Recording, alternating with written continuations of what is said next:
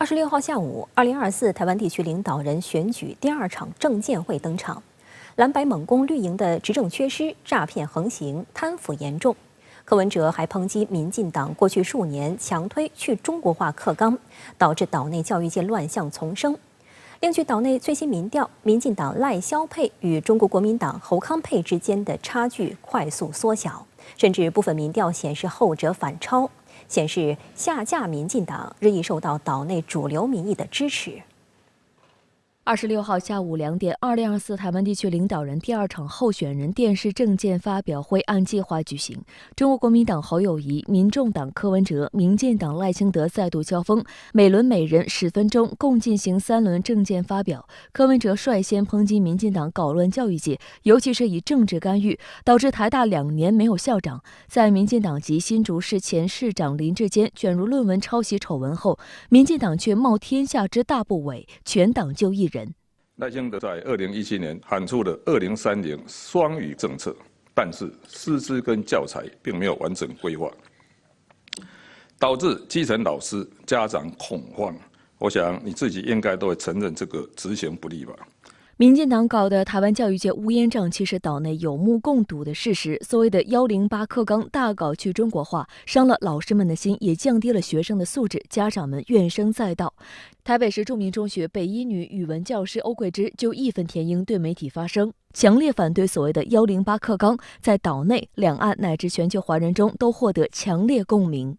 教改其实始终是在去中国化的幽灵原则指导之下。所谓的幽灵原则，因为他们不敢明说。那么，可是这个课纲已经让各级学校老师跟学生是走进，或是说沦陷在越来越黑暗的教育深渊。用张爱玲的话说，就是走向一个没有光的所在。欧桂芝老师指出，教育是100年长远大计，是为了培养人才，但民进党却只想着向台湾青年灌输台独思想。例如，古典文学饱含民族千年智慧，但民进党为了制造所谓天然毒，将这些内容删除。欧桂芝老师强调，根本没有所谓天然毒，只有民进党刻意制造的所谓加工毒、后天毒。在108课纲当中所删掉的经典古文，我举个例子让各位了解。例如，他们删掉了顾炎武的《廉耻》。因为学生就不必再知道为什么士大夫之无耻是为国耻，他们不再能够清楚地理解为什么耻是清清白白的辨别。我们再看每天新闻，看到那么多不清不白的政客在那边跳梁小丑、耀武扬威，在那边吃香喝辣，学生的价值观怎么不混淆，是非观怎么不错乱？所以108课纲它是个无耻的课纲。市内卫视梳理发现，自上世纪90年代以来，台湾地区经历了前后6次所谓课改，其中蔡英文当局于2019年推行的所谓108课纲，完全把大陆史从历史教科书中抹去，换成所谓东亚史，妄图彻底切断台湾与大陆历史的连结。欧桂芝表示，在民进党当局强推108课纲，把学校当成制造加工毒的工具，在老师们之间也形成白色恐怖氛围，表示认同民族文化就会遭到同侪排挤，教育环境和职场氛围都被搞得乌烟瘴气。台湾中时电子报社论认为，民进党当局的去中国化已把台湾社会带向无耻、缺德、不公不义的恶劣环境。只有寄希望于政党轮替，从根本改正课纲，才有可能救下一代，扭转丧失公义的社会。政见会上，蓝白2大阵营都抨击绿营施政导致台湾地区面临经济困境，要求推进与大陆协商恢复海峡两岸经济合作框架协议及 ECFA。柯文哲说，由于民进党当局没有整体规划，导致台湾人面临低薪、穷忙的困境，才会陷入缺水、缺电、缺工、缺地、缺人才的五缺困境。侯友宜则抨击民进党主席赖清德的台独思维是两岸跨不过去的万重山，导致他无法务实看待两岸关系。他强调，若自己当选台湾地区领导人，将立即前往大陆协商。您过去讲的ECFA是糖衣毒药，结果你依赖ECFA最深，7年啊，你也唔敢废止ECFA，尤其你讲过一条两岸直航，就是木马屠城记。我请问呢，台湾现在的哪一个城被屠了？赖清德先生，你的台独的时刻爱去改一下啦。无法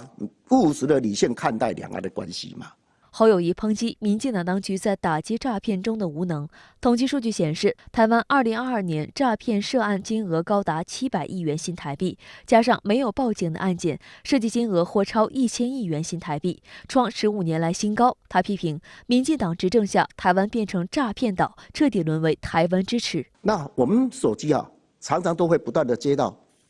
诈骗的简讯电话，我相信因为有很多的个资流露出去了。看来诈骗集团这么嚣张打诈嘞，这个真的有效吗？让人感觉真痛心的，是民进党既然甲诈欺集团高高甜啦，大家有没有看到长期接受 IMB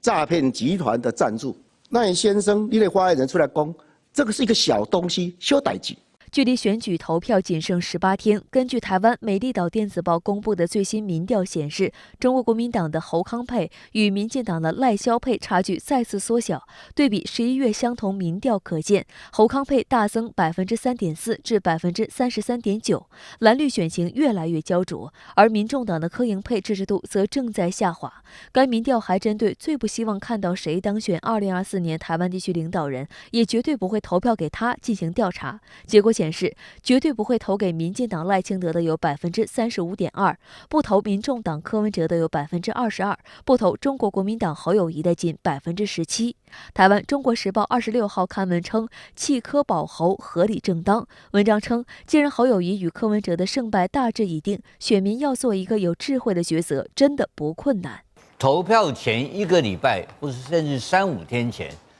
这些所谓的这些疯派的票还会跑，就会弃保你说跑掉。选举到这个时候，只剩下一种票，疯票，就是西瓜票。对，因为这个票很简单，他就要投会赢的人嘛。他知道你根本就不会赢的。